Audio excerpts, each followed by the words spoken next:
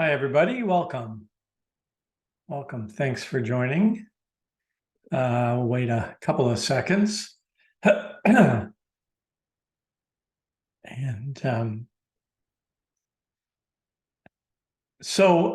lot of you know about this, but I thought we'll just review it and cover any other topics that people are interested in. So I'm going to share my screen, and we're going to talk about appointing trust companies as estate trustees and as attorneys for property. So here we go. So this is my familiar Homer Simpson family. And we, as many of you know, when you appoint a trust company, they want their own provisions in the will and in the documents and the power of attorney.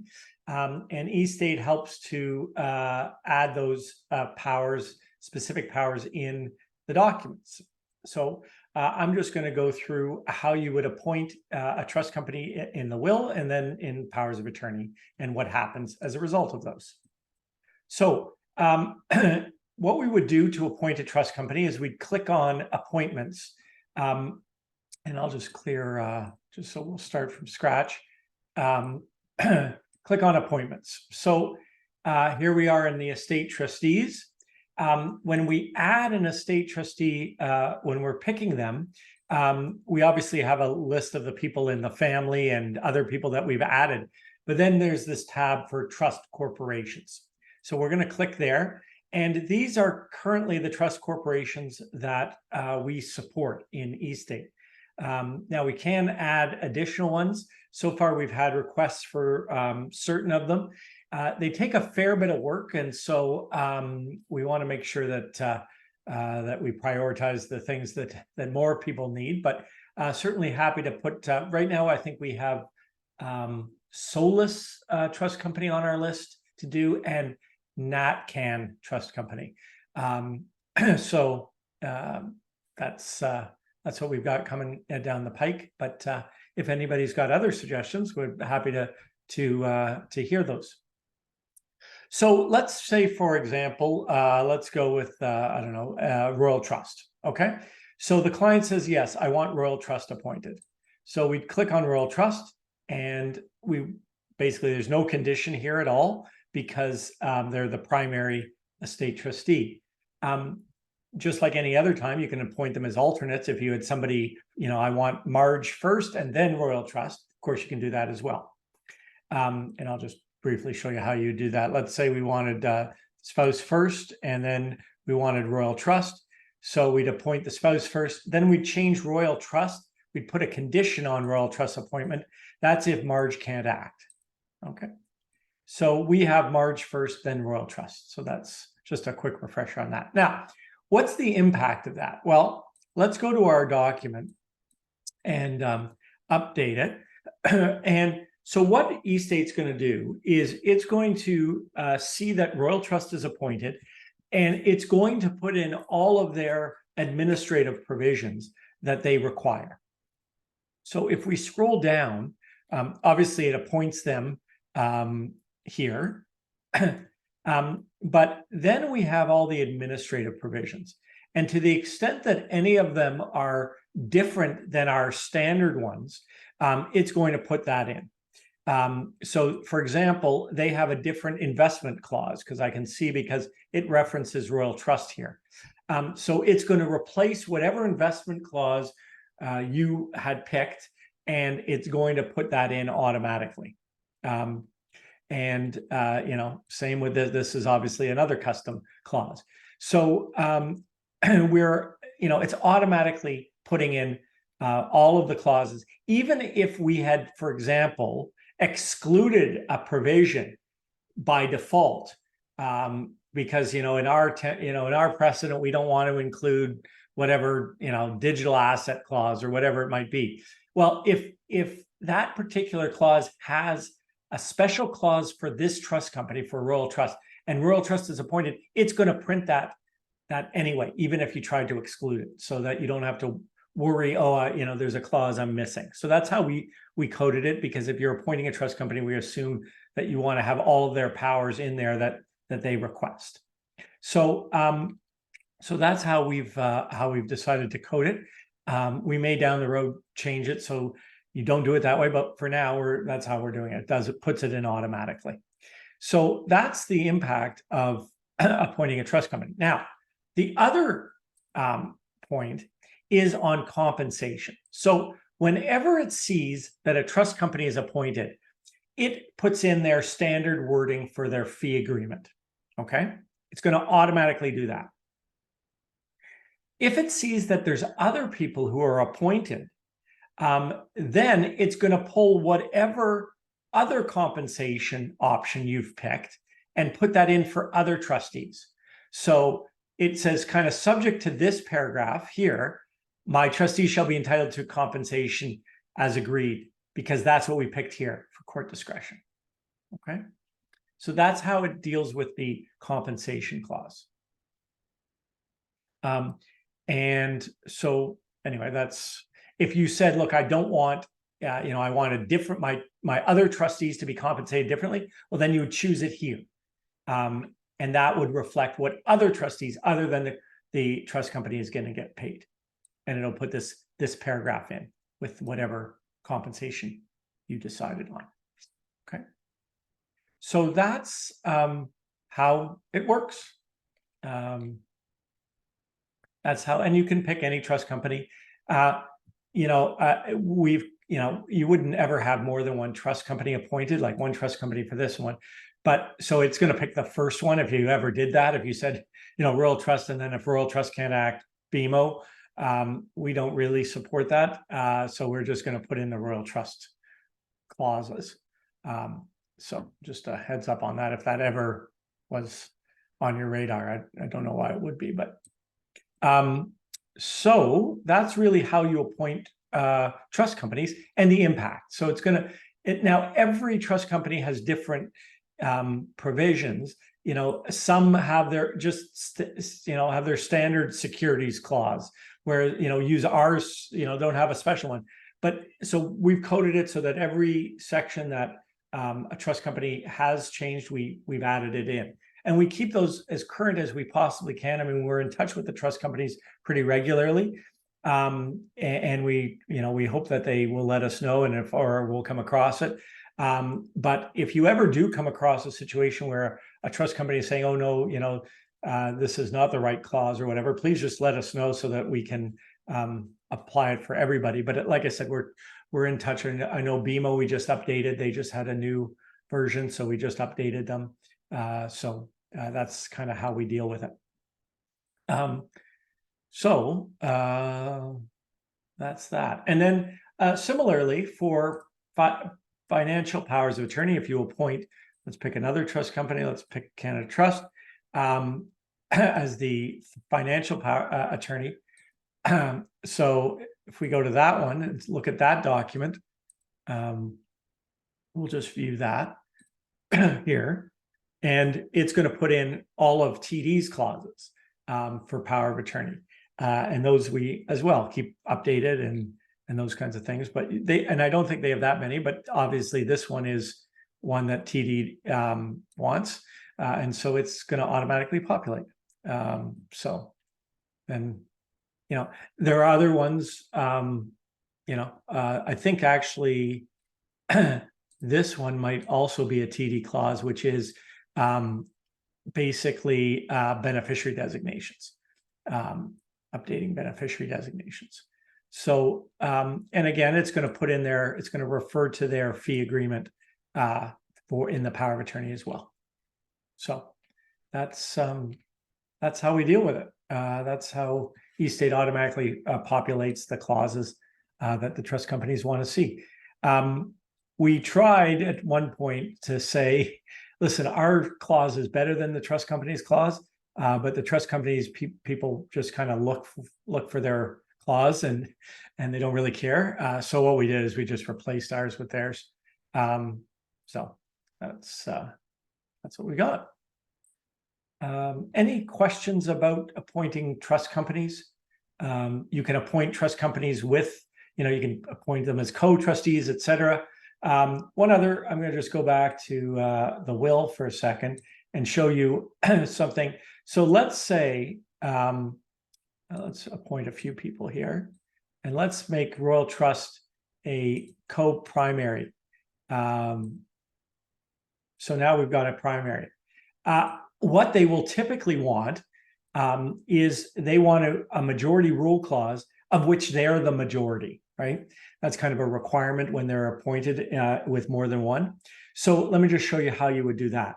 You'd go to decision making, and if you didn't want unanimous, you'd want it to be a majority rule. And then within majority rule, you have a couple of options. Simple majority would mean any two of three, for example, in this case. But you can also specify which appointee must be part of the majority. So what we would do there is do this clause. So now we'd say it's a majority rule, but Royal Trust has to be part of that, of the majority. And what eState would do is it would generate that clause, that majority rule clause. So that's another common requirement that trust companies have when they're appointed with more than, when you're going to use a majority rule clause. So that's something that is what you'd want to do there. And I'll just show you where that is. So that's down here, two or more. And if they act a majority, and they'll always be one. So that's the wording that they want in there. So are there any questions about appointing trustees, right, Royal Trust won't accept a successor appointment for RESP. Anyone know if that's the case for other trust companies where they won't act as a successor appointment, as a successor subscriber for RESPs? I don't know if anybody else knows about that. I haven't come across that as an issue before. So thanks, Brody, for raising that. Any other questions about trust company appointments? Wanted to address something that some people were getting, an error that some people were getting. So Microsoft Word only supports a certain number of subdivisions or levels. So we have here, you can see, 7, then A, then B. So there's a limit on how many, and I'm just going to call up let me just download this. Sorry. I'm just going to show you what I mean here, because sometimes when you get into successive complicated gift overs, what eState's trying to do is generate all these subparagraphs, but Word doesn't allow that. And there's no way around it for us. So it's a bit of a problem. And so if you ever get into that situation where, for example, and I'll try to show you an example of this, but just going to call this up here on my screen. So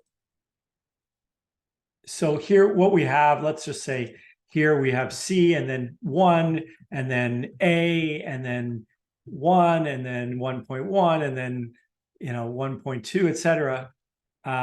There's a limit on, and I think that's the limit. So after that, you can't go any farther. Okay, I can't tab over any farther, and that's not eState. That's a Word issue. Okay, and if you ever get to that point, I know right now some people are getting an error if they hit that in the viewer. That error is going to be removed, so you won't. It'll still generate the preview. But what you'll find is if you tried to add another clause in here, it's going to just get rid of all formatting and send it back to the beginning. And so what you have to do is that's something you'd have to manually figure out how you're going to work on that, because it's just something not supported by Word. So you may have to collapse certain things or whatever, but it doesn't happen very often. It only seems to happen when you have a bunch of specific distribution gift overs with complicated provisions like trusts, and then a further gift over to another trust, etc. That we find that. And sorry to say, you have to, the drafting will be fine. It's just the numbering and the depth we don't support, like Word doesn't support it. So we did get that error. I saw somebody have that error, so I just want to let you know what the issue is if you ever get that. And as always, you just reach out to us if you have a question. If something's not working the way you expect it to, you let us know. And it may be a bug, or it may just be something word related, etc. So that's what we got going on. Just on an update on features. We're continuing to work on this on this infrastructure that's going to make things a little faster for the generation of documents and the generation of previews.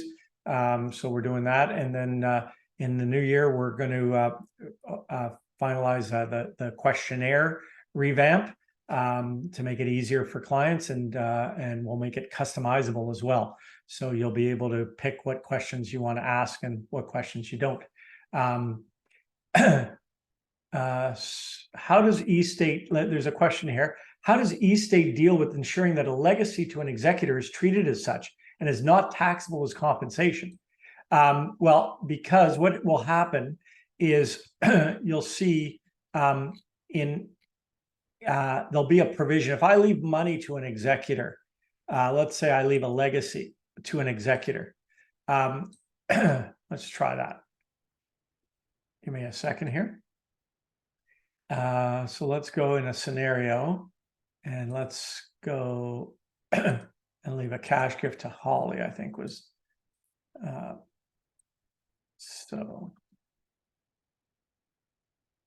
so let's go to the warning, and here it's going to say it saw that we were leaving a cash gift to Holly, and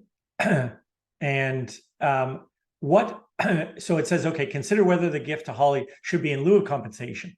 If it's not in lieu of compensation, okay, then you don't have to worry about it, because the compensation section automatically says that any gift to a person is not, this compensation is in addition to and not in lieu of a gift. So I'll just show you. Let me just refresh this.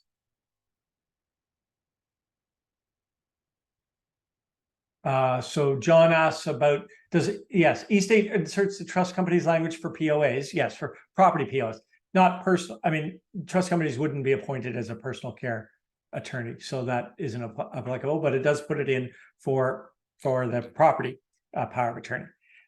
So eState saw that we did have a legacy to an estate trustee, and so it added this additional language. Okay, so that's confirms that it's not taxable. And again, that won't appear unless eState saw that there was a legacy to a person who is also an estate trustee.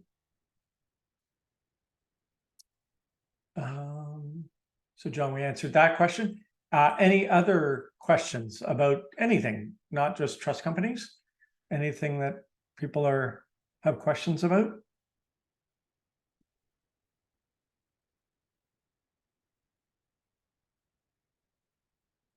All right. This week, Thursday, we have a guest as well. So Ray Leclerc from Law Pro is going to be joining eState Academy to talk about error prevention and trends in what they're seeing as far as claims against estate trustees, or sorry, against estate lawyers in respective estates, both on the planning side and on the admin side. And what else do we have going on? I think that's the excitement. Yes. Questions? Feel free to unmute. Jordan, I have one question. Sure. I wanted to put in a clause that leaves a bequest to, like, what I've got is there's a property basically where there's 3 separate owners. Yeah. Unfortunately, yep. So it's real estate. There's 3 separate owners, and my client wants to leave his 1/3 interest in the property to 2 separate people, Yes. and with a gift over for each of the people separately, 2 different gift overs for each of the people. And I'm hitting a snag on that. Yeah. We don't. So, not the first time. So the asset gifts we made simple. We don't handle different percentages and different. So basically dividing it up in with different provisions. So we don't yet support that. It has literally been on our list. Okay. Because mostly not for your exact situation, but because people said, well, I want to divide land unequally, right? Right. And so it's on our list. It's a big process. And so we don't support that yet. So what you'd have to do is kind of do that manually and say, divide it between these people and then draft, okay, if this person's not alive, give it to that person. If that person's not alive, do that. So you can just do that. I just want to make sure I wasn't crazy and not being able to do that, because I kept trying to figure out a workaround for it and I couldn't figure out a workaround for it. If something doesn't work the first time, like you try whatever, jump on support, and we don't want you to waste your time. And we'll and if Michaela doesn't know the answer, and she usually does, she'll flip it to me and I'll get right back to you and say, sorry, this is how, or I'll even draft it for you if I can help or whatever. But in this case, it's pretty straightforward. You're just giving it to 2 people and then with different gift overs. That's all. Yeah. Thanks. Sorry, but we are going to have that. We're going to basically have, just to give you a heads up, what we're going to do for real estate is you're going to have the option to, when you make a gift, for example, of not firearms, of cottage, hang on. You'll have the option, do I want to give it away? Do I want to direct its sale? Or do I want to trust? And those kinds of things. And you'll have all those different options. So that'll be good. Coming down the pike. Thanks. Okay, thank you. Anything else? Why do the RSP and TFSA clauses not act like insurance clause, letting it go through the trustees to mimic what's in the will? So we've thought about that. They're different. First of all, it's not governed by the Insurance Act, which specifically allows trustees. RSPs and TFSAs under the SLRA does not specifically allow gifts to trustees. So there's different schools of thought as to whether you should that you're allowed to do that or you're not allowed to do that. So we've just kind of shied away from that. So that's why we did it. We have it on our list of things to consider and do that. Usually, often it's not big enough, but like insurance is typically bigger than an RSP. But I hear the argument about that, about trying to save the probate fees on RSPs. So it's not that we've ignored it. We were making some decisions on whether that's something we should support overtly. All right. Anything else? Well, hope everybody will join us on Thursday. And as you always know, we got the help button. So feel free. We don't want people struggling, especially if it's something you've never done before, and you just want to bounce something off us or say, how do we do it? And we'll jump on with you and fix it. So we don't want to waste your time. Right. Great. Well, thanks everybody. Have a great rest of the day, and we'll see you soon.